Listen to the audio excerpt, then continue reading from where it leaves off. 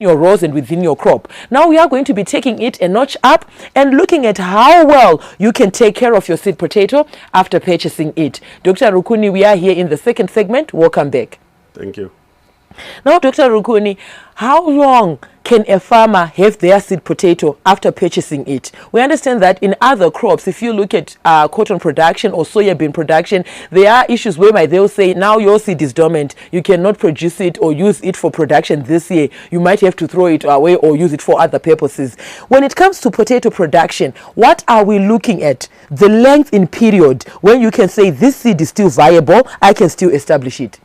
Okay, for seed potato, you are looking at the storage conditions. If you buy certified seed, it will be good seed, and it's up to you to store it properly. If you store it in a cool, dry place, the seed potato can last long, and better still, if it's in a cold room, it can last up to 12 months before it gets spoiled.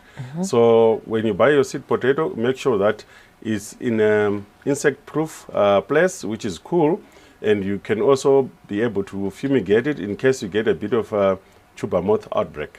Okay. Now, Dr. Rukuni, we also have farmers in our society who are always eager on cutting corners. Some might end up getting seed potato from seed potato, purchasing uncertified seed. Talk to our Zimbabwean farmer in terms of that. What are some of the risks that they are likely to run into if they purchase their seed from either kana kumbare chaiko ngona munhu akamira ari kutoti iyi seed potato okusa kubva pamusika munhu atoti iyi seed potato? What are some of the risks that they are likely to run into if you purchase your seed from uncertified producers? The biggest risk is planting seed potato which is already infected, and one major culprit is nematodes. Once you plant seed with nematodes, you are going to multiply those nematodes, and you are going to leave them in the soil, and your yield will not be marketable because it will be having lots of these bumps and things like that, which are nematode infestation. Also, you could actually buy tubers with already infected with tuber moth.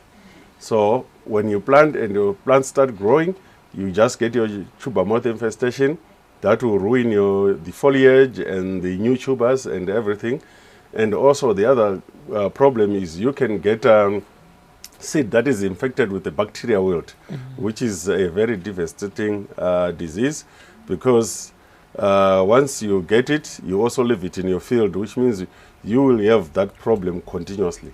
So that's the biggest reason why you should buy a certified seed. Looking at our farming community, we have farmers maybe with a small piece of land who might end up running the risk of having potatoes season in, season out, crop rotation, and they might run problems nematodes, like what you were saying.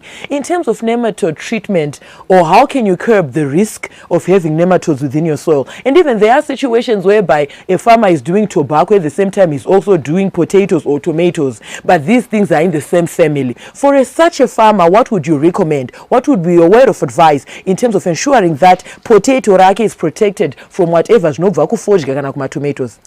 In the first place, what we recommend is a crop rotation. You should not plant potatoes where you have just removed a related crop like tomatoes, tobacco, pepper, and things like that. That actually, the rotation will actually break the disease and pest cycle, so that you can get a better yield. You should plant unrelated crops which are in different families, so that you get that break.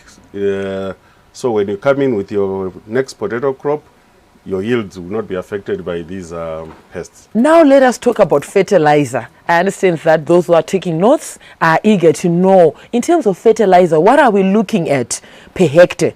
Just a rough draft of what you are looking at per hectare. Okay. As a rough guide, we now have too many fertilizers that are recommended for potato. So many companies are selling fertilizers, potato blend and things like that. But traditionally we used to just have compound C and compound S being used for potatoes.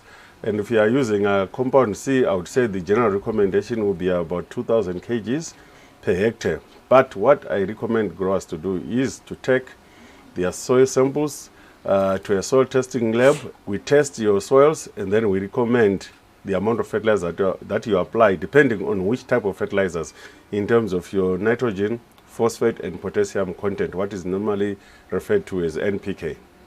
In terms of irrigation, your water application regimen or systems, what are we looking at for potatoes? Even weekly, what is supposed to be done weekly? The requirements in millimeters per week, or even the mode of irrigation that should say that this is effective. We have drip irrigation, we have overhead irrigation in terms of pivot sprinklers. What are we looking at in terms of the technique that you are using, and also the required amounts per period, per given period?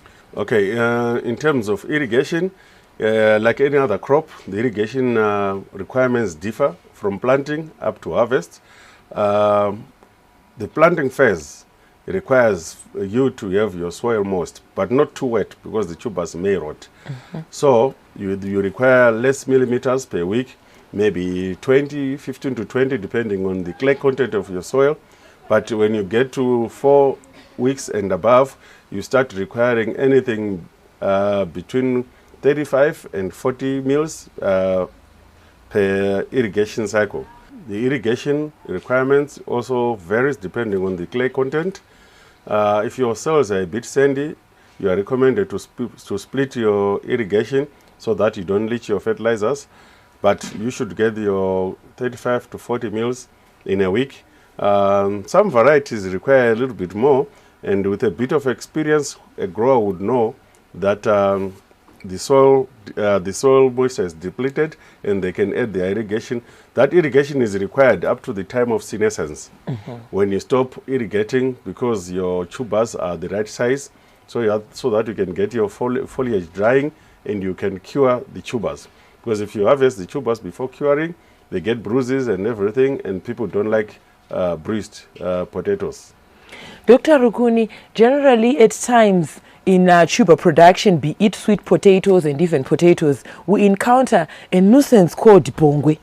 Pakamira say at times, just an observation, I had once a farmer who was producing his potatoes using drip irrigation, and when it came to harvesting, most of his potatoes angakajiwa angakaruma. Is there a relationship between the moisture of the soil, the wetness of the soil, and pongwe? Is it an adverse relationship or whatever? What is it like? The pongwe normally is a problem with the sweet potato. With Irish potatoes, the potatoes that we eat, we are looking at, our problem is the tuber moth. Then the tuber moth is a problem normally because of exposed tubers. That's why we ask growers to always ridge and properly cover their tubers, because once they are exposed, they become green, and when they are green, they are unacceptable. And then also when they are exposed, there is very high chances of the tuber moth attacking the tubers, and that reduces the quality. Okay, that was very detailed. On that note, viewers, we have come to the end of the second segment. We're going to go on a short